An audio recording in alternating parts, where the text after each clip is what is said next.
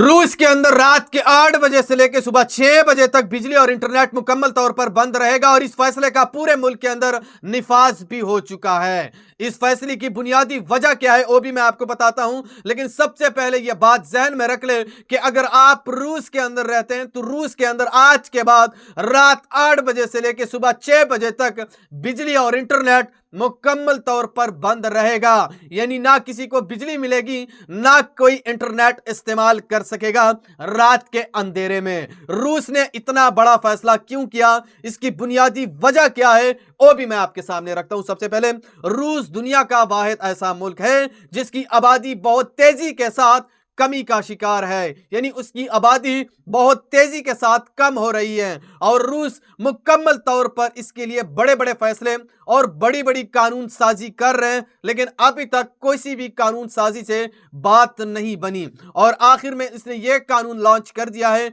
कि आज के बाद पूरे रूस के अंदर रात के 8 बजे से लेकर सुबह 6 बजे तक बिजली भी बंद रहेगी, इंटरनेट भी बंद रहेगा। और इसकी बुनियादी वजह यह है कि जब बिजली बंद रहेगी, इंटरनेट बंद रहेगा, तो ना कोई टीवी देख सकेगा, ना कोई इंटरनेट इस्तेमाल कर सकेगा, और उसके बाद बीवी और जो हस्बैंड है वो मिलेंगे और इससे बच्चों की पैदावार में इजाफा होगा। तो इस नैयत पर उसने अपने पूरे मुल्क के अंदर यह कानून साजी कर दी है और पूरे मुल्क के अंदर इस फैसले का निफाज भी हो चुका है। यानी रूस के अंदर जितने बड़े शहर हैं, शहरों के अंदर बिजली भी होगी, इंटरनेट भी होगी, लेकिन जितने देहाती इलाके हैं, गांव वगैरह हैं, घरों के इलाके हैं, उसके अंदर मुकम्मल तौर पर इंटरनेट और बिजली बंद रहेगी। और उसका बुनियादी वजह यह है कि रूस अपनी आबादी को बढ़ाना चाहता है कि किसी भी तरीके से हो हमारी आबादी आगे बढ़े, क्योंकि रूस का कहना है कि हम मुसलसल आबादी में कमी का शिकार हो रहे हैं। अगर 20 सालों तक